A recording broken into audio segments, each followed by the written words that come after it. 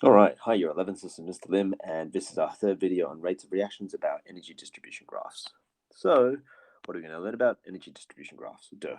So, we're going to be learning how to interpret an energy distribution graph and get information from it. We're going to learn how to draw it, show where activation energy is on an energy distribution graph, and show certain changes on an energy distribution graph as well. Okay, so that's what we're going to be learning how to do. So, let's move on. It's also known as a Maxwell-Boltzmann diagram. It shows the distribution of kinetic energy amongst a group of particles. Okay, so a sample of a substance will contain particles with a range of kinetic energies. What does that mean? Some will have a high amount of kinetic energy, some will have a low amount of kinetic energy. Right?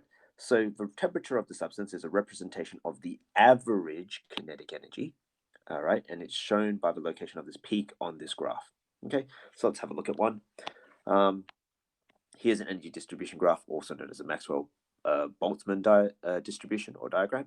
Okay, and on one at the bottom here we have the speed of the particles. Okay, so on the right hand side they're going very fast, and on the left hand side they're going very slow. Okay, and then on the side we have the number of the molecules. Okay, so the number of molecules. So down at the bottom, there's a low amount of particles and there's a high amount of particles up here.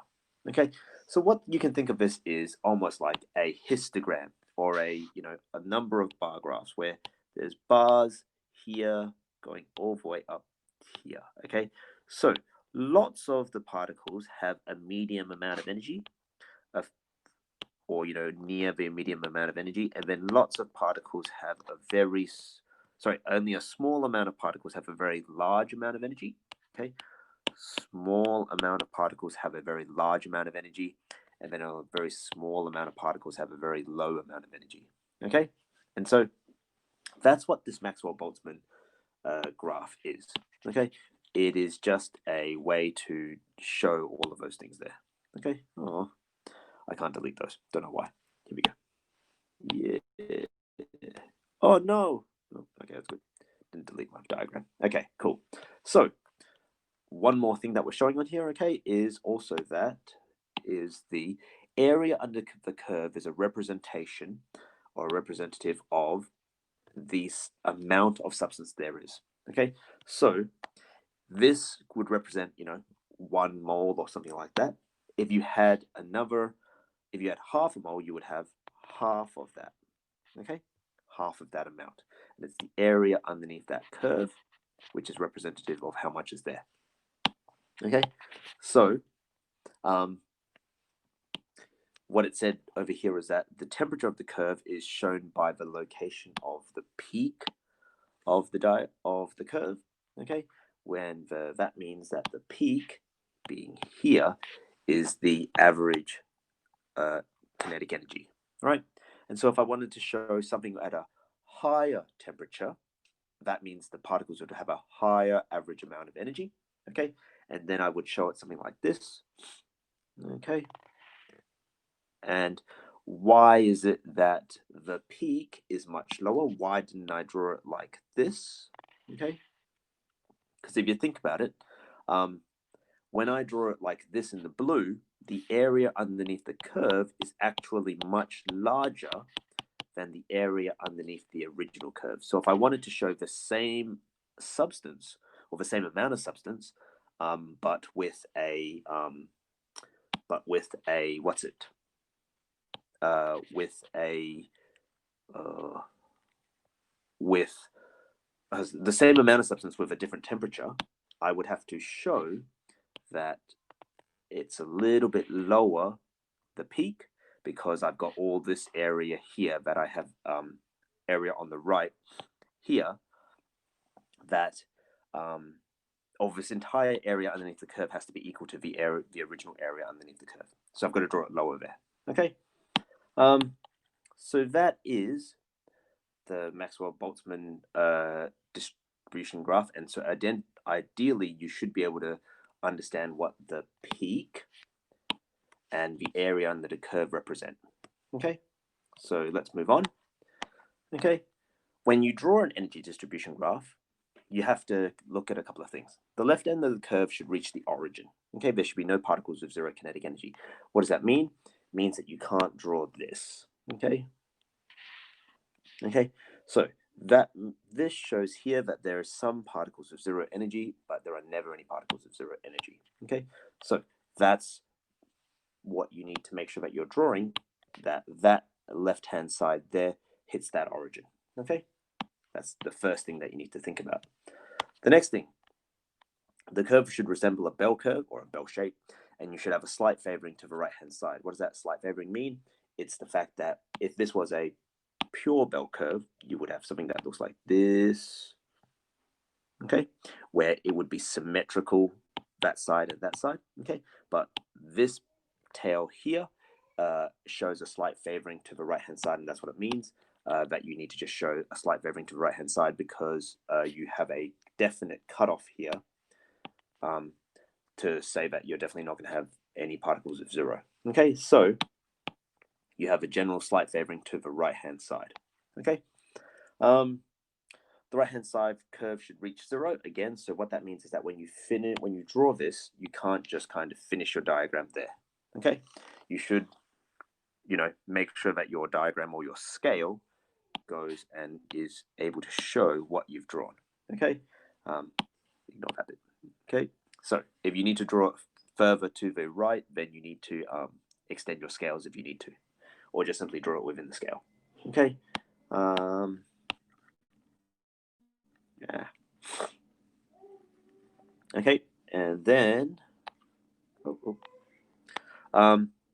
multiple samples can be drawn on the same scale, but consider the position of the peak of the curve and the size of the area underneath the curve. Okay, so again, the position of the peak, which is the temperature. So if you change the temperature, you have to make sure that the peak is in a different position, and the size of the area underneath the curve.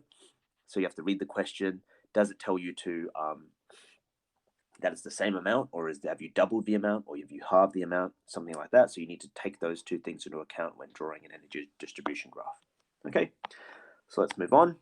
Energy distribution graphs. The activation energy of a reaction can be represented by a value of kinetic energy which would be sufficient for a collision in the correct orientation to result in a successful collision.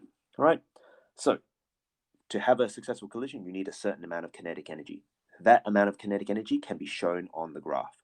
So what you do is you draw a vertical line. Okay, so you draw a vertical line on the horizontal axis and you label it activation energy. All right. What does that look like? So go back to our graph here. You draw a vertical line somewhere along that horizontal axis, and you label that EA of the forward reaction. Okay, and that's the amount of energy that's required for that reaction to occur.